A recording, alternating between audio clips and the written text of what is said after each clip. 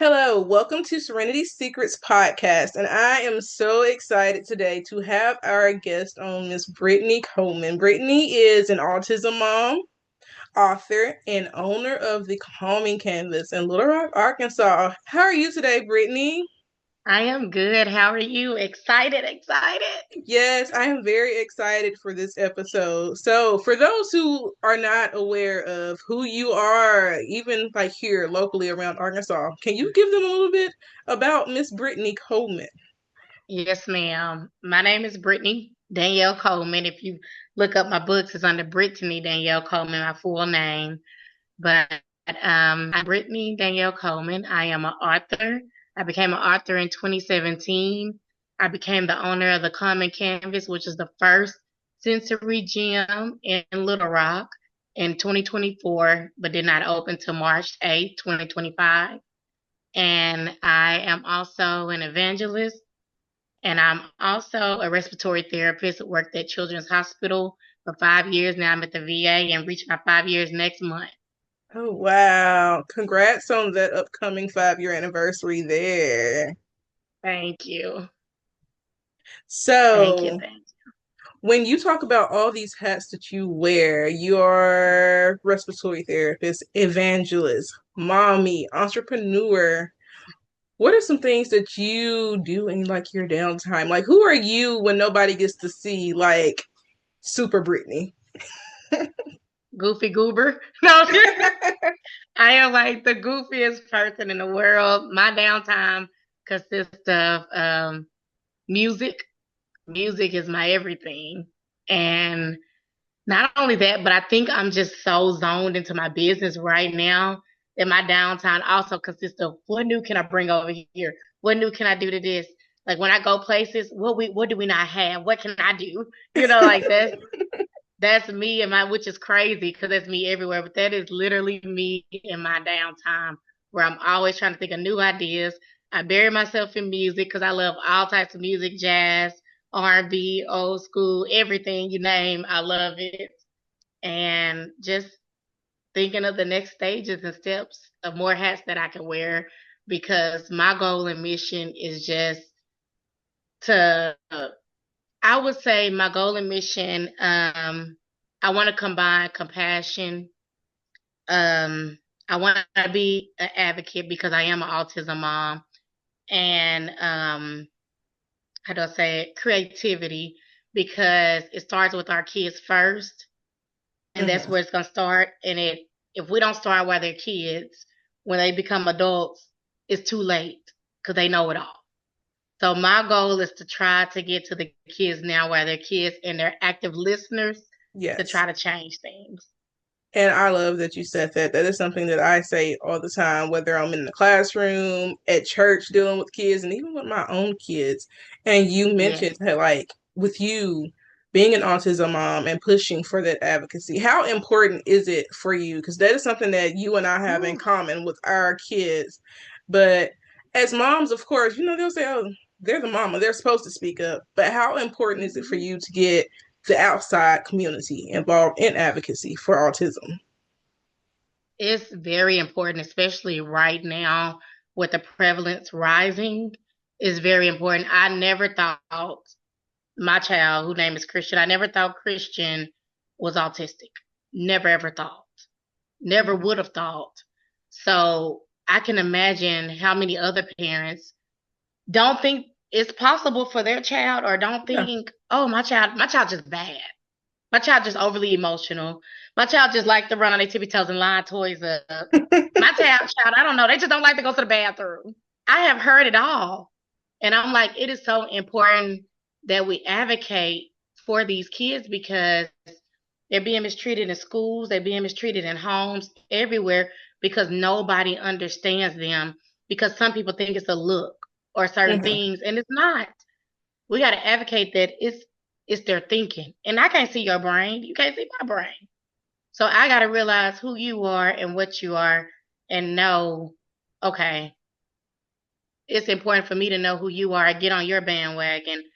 And I hope that every parent is paying attention to their kids and seeing that they not who we were. They No, are different, all of them different. And we have to get a hold to these signs because I know in my age group, it was ADHD was everything. Yes. A lot of people don't know when Christian and I went to a psychiatrist, 70% of adults and kids that are ADHD are also have autism. They are overlappers. And a lot of people are not aware of that. And so to me, it's really big that I advocate for my son and all other kids to help other parents and other individuals out here to understand. Because eventually, like my son doctor said, the world is going to have to accommodate for them somehow, some way. Yes. The whole world's going to have to. And how old was Christian when he received his diagnosis? He didn't receive his diagnosis to 6, but he started his signs at 5. Wow. And for those who are like, his signs, like what was he doing? Because they think sometimes the extreme of the extreme, they're looking for you to Yeah. say, nope, he was climbing on top of the house and we went outside. Right. But they're the little things that people miss. Because I know for me, I missed a little slight finger stimming with Zaire.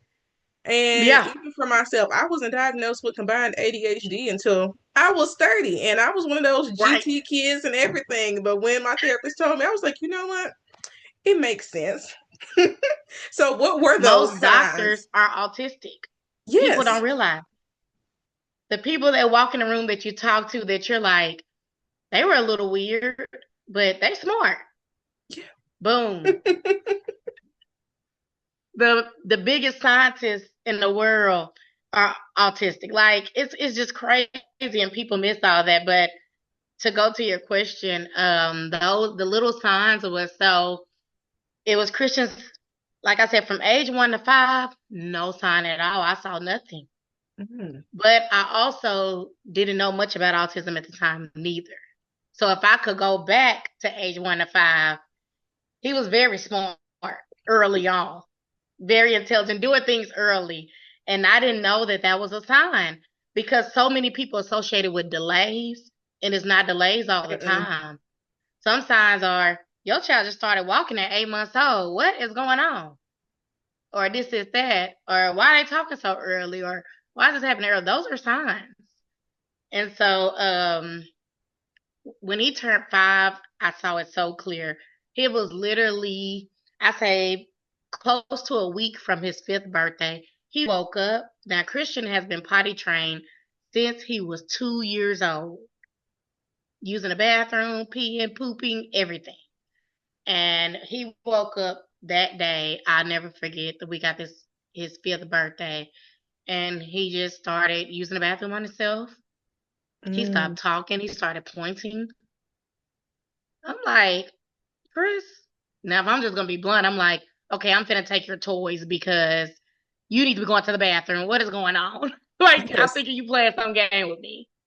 And I remember I cooked, and it was one of his favorite meals. And he looked and he pushed the plate away. And I'm like, okay, no, this your favorite meal. What do you mean you pushed the plate away? Like, you love you some mac and cheese. You love what else was I cooking? Your vegetables, just everything, corn. You love all this. Like, why are you pushing this away? He wouldn't eat anything. I'm like, okay, what can I get you to eat? Because you got to eat something. We will stop playing. He wouldn't eat nothing. Then finally, he mumbled McDonald's. And I tell you, going forward, we ate McDonald's for a whole year that year. A whole entire year. They took our money. Literally, they knew our order coming through for that whole year because that was all I could get him to eat was McDonald's chicken nuggets, French fries, and apple slices. That was it.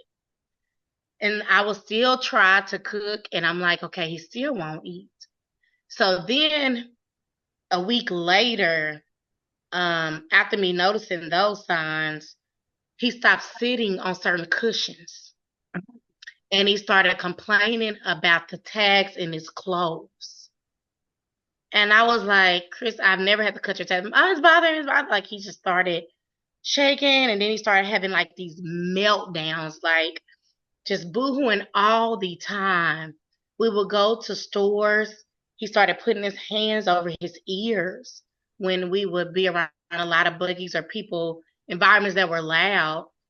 And so kept looking at him like something isn't right. Finally, my motherly instinct was like, we're re-potty training right now. You're not eating the foods you normally eat. Everything that's loud is making you melt down. Smells was awful for him. Like, I went into Subway and he clowned on the floor. Like, he could not handle the smell. And it was just, everything was just turned bad. So anyways, he's getting ready to go into kindergarten that year. And something across my mind was like, Brittany, look up autism. Like, it just hit my mind out of nowhere.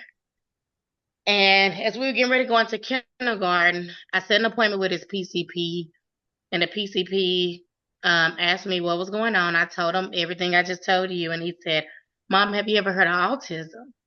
I said, well, it crossed my mind, but I'm not sure, and I don't want to put something on my child that is not him. And he said, well, I'm going to send you a couple of places to get tested. Well, we all know the test wait list is forever. Yes. Like, you're going to be forever getting in them to get tested. So as we're waiting to be tested in Conway at this time, we're waiting, he starts kindergarten. And I'm getting a call every single day. The class is too loud for him. He's crying, he's screaming. We're having to send him to the office every day. Like, I'm literally leaving work. Thank God my mom and dad's retired because they're having to run over there consistently. And I'm just like, okay, what is going on? What do I do? At this time, I'm melting down because as a mother, I don't know what's going on with my child and I don't know what to do. And so I remember, as it was yesterday, we were getting ready to go into Christmas break, the 2-week Christmas break for the school district. And the assistant principal contacted me and he said, Miss Coleman, can we have a meeting with you? And I'm like, sure. And I'm just like, oh, they're going to tell me he's like the worst kid in history. You know, they call me every day already. And I get to the meeting and he says, this is the hardest conversation that we have to have with parents. But have you ever thought Christian was autistic? And that's when I informed them that we had been waiting on the wait list to get tested. Anyway, 6 years old, he goes, and we'll finally get into the one in Conway. He gets tested, and they're like, oh, yeah, he's level 1 autistic, but severely ADHD. Mm. And somehow, I don't know, my mind just wasn't processing it. Like, no, he's starting to make progress. By this time, I have him re-potty trained now. We're only making one mistake a month. Like, no, I still don't believe that's what it is. So I go back to the PCP and I'm like, I want to take an opinion. Like, that's the person I want to take an opinion. So we go to Bryant Psychology and we got in there pretty quickly. And I remember sitting outside the room and it was a lady came out and she thought her son was autistic. He had been diagnosed for a while and he wasn't. And I remember her coming out just crying and screaming like, no, I remember y'all said he was autistic. And I was just thinking, ooh, that's the news I want to hear, that my child is not, even though we have this diagnosis already. This is what I want to hear. But she was so upset about it. And I'm like, why are you upset? You know, but now that I think about it, I'm like, she just wanted answers. Yeah. But we get in that room and we're tested for literally almost half a day, literally, with this lady. And she brings me in and she's like, Mom, he's autistic. She's like, I know you may not want to believe it, but he is. And she went over everything with me and she said the same thing, severely ADHD. So after that, I went back to the PCP and he was like, now I can send you to dentist in development.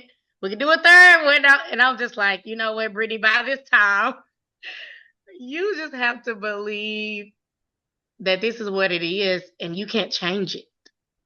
And now, instead of trying to change him, you need to figure out who he is. Yeah. Now.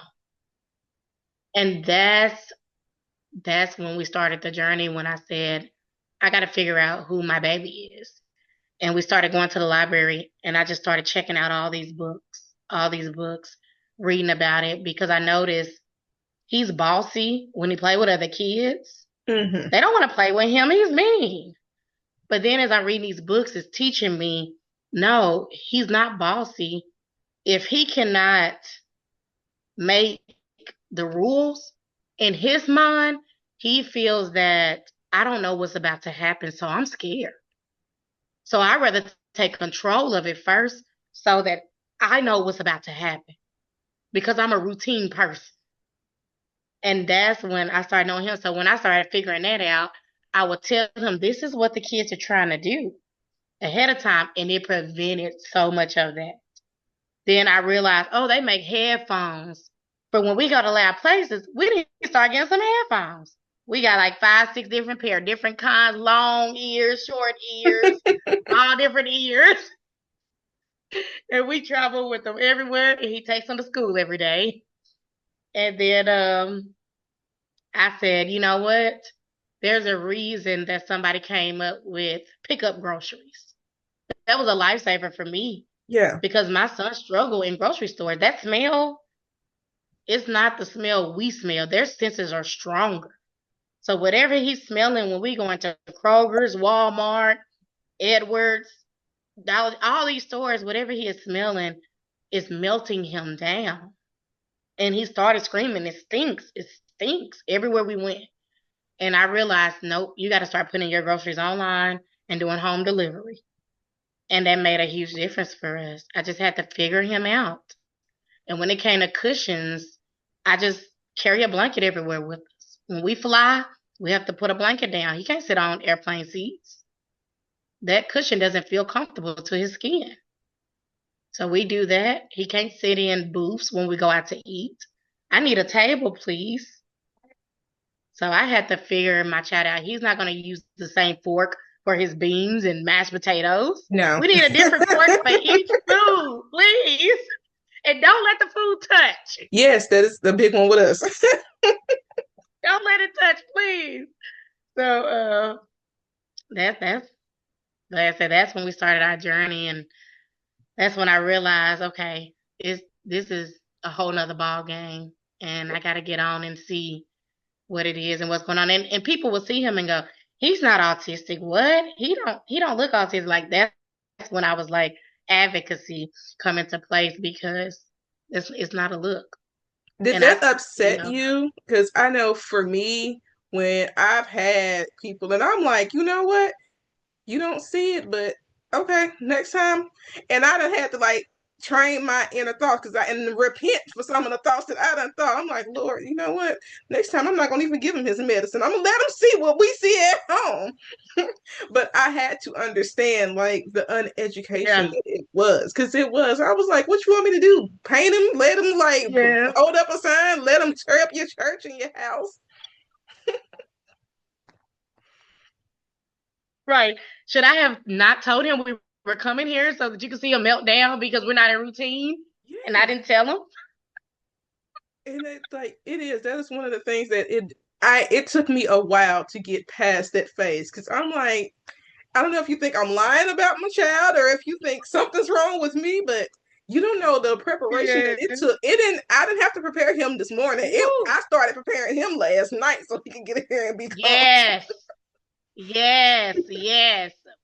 We have boards. We have boards in the room. Hey, this is what we're doing this week. This is your everyday routine. This is our timer, our time measure. This is da da da da da. And don't let me do one thing out of that routine, because baby, we're melting down. Yes. We're melting down because this wasn't in the routine. No. And for the parents who have just now, started their journey, and like you Mhm. said, it's the processing. And a Woo. lot of people don't know. We as parents, we have moments, especially as our kids get older. We grieve some things that they don't know that we grieve. What advice would you give those parents? Woo. Yeah. Patience. Patience and understanding. Patience is the biggest one. It's the biggest one. It is not just patience for your child, but patience for everybody that's in their life and telling them to have patience for your child. Um, the reason that's the major one for me, as far as advice I give anybody, And for people that's been to the common canvas, it's on my wall Mm-hmm. where it says, I may not have all the answers, but I have all the patience.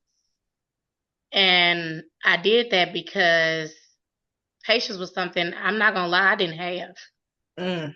Like, I was like, okay, God, why you give me this child like this? Because I don't have the patience for this at all. What are you doing to me in my life? But that was me too.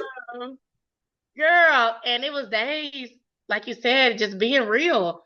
I have to go put myself in a room and close the door. Mm. Let me get to myself and get me together and fill my cup back up so that I could go back out here to my child who needs me the most to fill him back up and Yeah. continue to give him what he needs. I had to figure that out, that balance, because if not, I'm getting frustrated. My Mm-hmm. patience getting thinner and thinner by the second. And then somebody else is gonna make me mad out here just by swerving in front of me or something on the road. Yes. And then I'm exploding. So so if I could give that advice to a parent that's waiting on a diagnosis, or a parent that's child getting older and they just losing it, and I'm tired of this routine, and I'm tired of why am I going through this, and I'm this is my life now. No, I have to remind myself, Brittany, have patience, and God gave you this assignment for a reason. He gave you him for a reason because he saw fit for you rather than someone else to give it to him and raise him. Yes. And that's something I remind myself, and that's something I have on my mirror in my bathroom. And when you speak about the calming canvas, can you tell our audience, like, what was your motivation behind this? Oh, that is so cute. Yes, let them know, like, Look at my shirt. how can they come visit? What was the push behind it? All of it. Yes. This was the I never was a business person, never have been, but realizing that my child had nowhere to play or go Mm, was the main thing for me. So we would go to Chuck E. Cheese, we would go to Urban Air, all these different places out here, but they're loud. They're loud. And as a parent, and I don't know if other parents experience this, I felt embarrassed. I feel embarrassed when my child is getting overstimulated and crashes down in front of all these kids and parents. I feel like I'm getting stared at. I feel like I'm getting talked about. Why am I explaining myself to kids about my child and parents?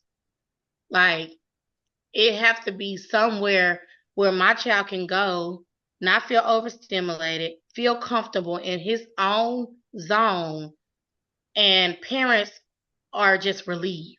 It have to be somewhere. It was nowhere. Let's just be real, it's nowhere. no. And so I had the savings, and I said, Brittany, it's either now or never. And I saw it all the time on social media, parents looking for somewhere to take their child.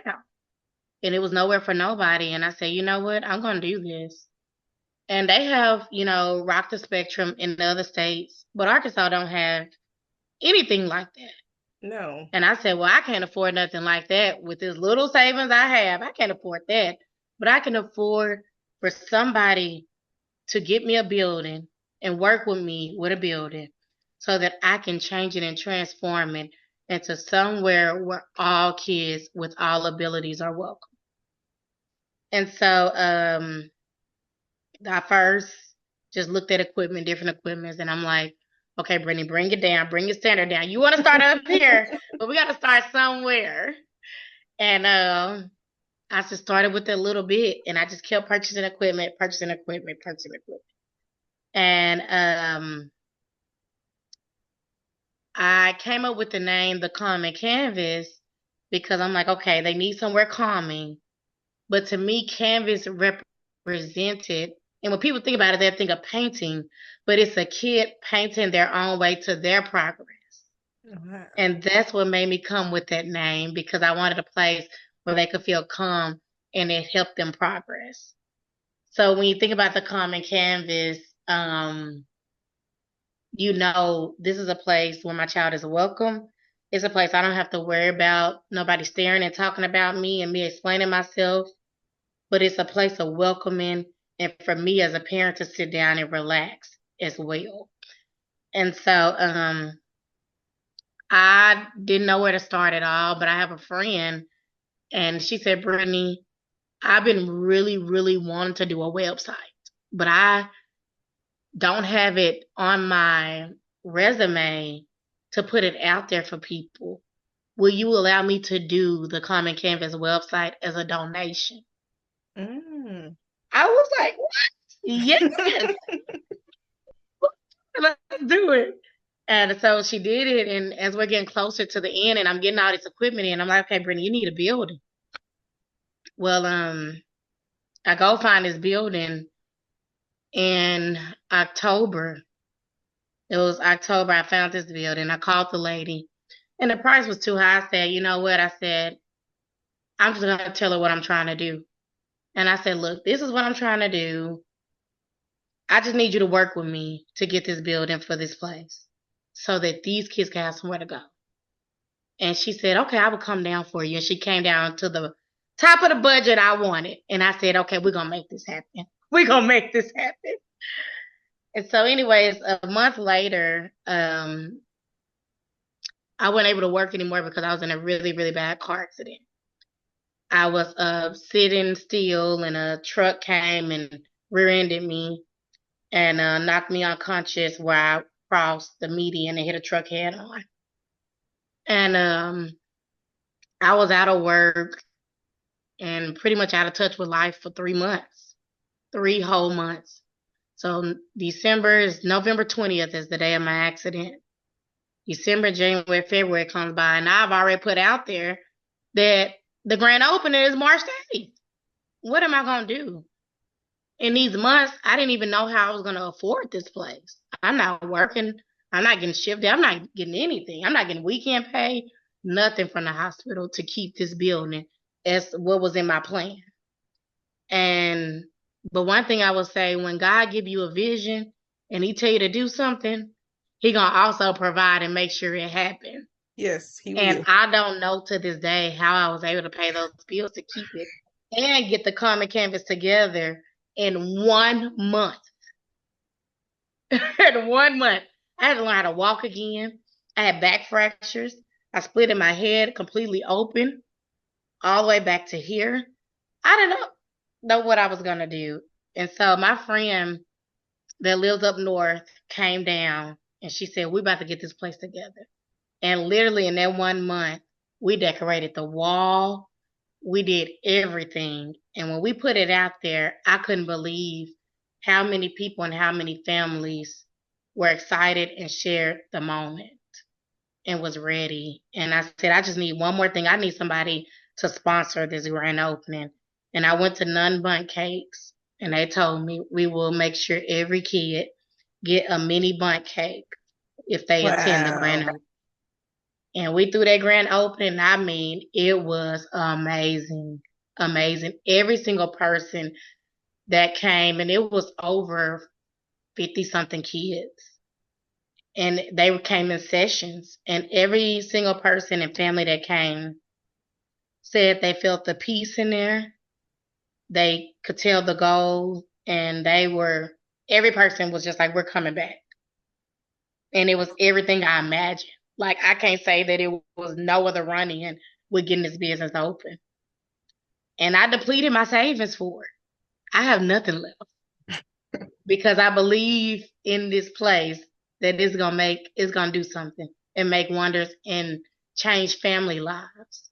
And that was my whole goal. And it is. Now that we are from March to September, we have had 6 birthday parties so far. We got more coming up. We have our regulars that come in. We have people coming from Texas, Arkadelphia, Cabot, come all those places all the time because they're like, finally somewhere my child can play and I can relax and they are fine and they're not screaming and hollering. Yes. And if you So ever decide to take it mobile, we would love for you to come to the Arkadelphia and Gert area and set let up me tell shop. you, that was the first thing. So looking at my business idea book, mobile was the first one. It wasn't getting a building. Mobile was the first thing I was going to do because I was like, okay, I can get something cheaper, get a vehicle, sensory it out, and go on. That was the first thing. But when I got the building first, I said, okay, now I'm gonna push this down the road, and we're gonna get this building set first, and then we're gonna go. And that's in the plans, though. That's in the It's plans gonna right work out. now. Ooh, right now we building some things though. We working out keychains right now. We getting ready to launch the puzzles. Oh Um, wow. our active wares, all that's gonna be inside the common canvas soon for sale. And you'll have to Yeah. let me know so that we can advertise it on my website and get it out there. I'm so excited. So excited. We're gonna have different puzzles too, like up to 140 pieces and below for the kids Wow. to stimulate those brains and get them Yes. going. But I just love the way we set it up. So the comic cams at different stations, and you have your station where you have slime and Play-Doh to play with. You have your workout station where we have like monkey bars, climbing wall, a rope they can swing on. We have well, our treadmill is out of service, but we have a new one coming in, which is actually going to be even nicer because it's going to be for older kids too. And Ooh. then we have a workout bench where they can lift their little fake weights. And then we have a little bicycle they can work out, and it tracks their speed and how long they've went for a distance. So we have those stations. Then we have an arts and crafts station where they get to paint a canvas and take it home. We have a sensory cuddle box. That's all the kids' favorite. They get to get on there, bounce, go from cover to cover to cover till they get to the bottom and just stem out. Like that's what I call it. They Wow. just stem out. And then we have our sensory bin stations where we have rice. And it's not just regular white rice. We got red rice, blue rice, yellow rice, all different color rice in that bin that they can play with little toys. And I have like little clippies that they can work with on getting stuff and putting it in a little bucket. And then they have Orbeez they play with, and it's the non-toxic kind. And then they have sand. We have sandbox in there where they can play in sand. We also have a mystery box. So every month is something different in there. We've had different type of foods. Right now, macaroni is in there for the kids to play with. But we've had fluff in there, and it just kind of moves and cuddle into your hands. Different texture type things we put in there. So then we have a quiet station where like if your child just feel like, oh my God, this is starting to become a lot. I need a little cool down moment. We have a tent that is pitch dark with kinetic lighting that they can go in, and it has a heavy weighted blanket. It has a compression vest. It has headphones and a small little, wipe down pillow that they can go in and just relieve themselves and then come back out when they're ready. We have a toy area, and it has different types of toys. They got little tablets where you can move the different textures on it with your finger. It has it's this little box that I love, and actually it's on my TikTok, the Comic Canvas TikTok. The little box, and they have different stuff that kids like to play with that they can't play with, like flipping light switches, Yes. turning keys, all that. They have all that on their box, and they can play with the things that they can't, little outlets and stuff that they can't play with out on the walls on that thing. We have a puzzle station. We have a Lego station. We have like I have like these little long little noodles. They call ramen noodles, but they're not real ramen noodles. They just little squishy noodles that's sensory. But it's different stations and photo booths in there. And like I said, we getting ready to add some more stuff too next month in there. So I'm really excited about that. Just working with the space that we have. And then all the kids love bubble time. So Yes. every now and then we have what's called bubble time where we turn the bubbles on, and now I have it in the ceiling. So it just falls on all the kids from the ceiling, all the bubbles. Wow. And they're colorful bubbles, so they come out in different colors. The kids go crazy. They go crazy. How can people reach out to you about booking parties or like coming to visit the Calming Canvas? So we have a website, www.thecommoncanvas.com. And on there is multiple, on every section, little boxes that say, reach out to ask questions. As long as you hit that box, it's going to always come to the Common Canvas so that we can answer and get you booked in. And then you can always call the number. Even when I'm closed and it say I'm closed on Google, you can call our phone number. I'm always answering that phone, even when hours are closed. And it's 501-434-2733. So they can reach us either way, and we're always going to always answer back. Or even our Facebook page. I have a lot of people message me through the Common Canvas Facebook page, and I answer right back, and we can get stuff started there. Yeah. And before we leave, I also want to make note of your books. How can people get your books? Yeah, so my books, they are on Barnes& and Noble's website. They are on Amazon. And if you just type in Brittany, Brittany, Danielle Coleman, they're all there. All five is going to pop up. So I have My Little Angel, which all of my books are Christianity based to help grow kids in the spiritual realm. And it's all in the Message Bible so that it's better for their understanding.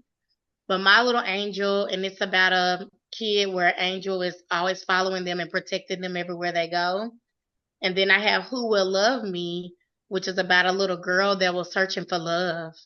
And she found them in all the wrong places up until her dad explained to her what love really is. Mm. And then I have A Gift for Christmas, which explains the true meaning of Christmas.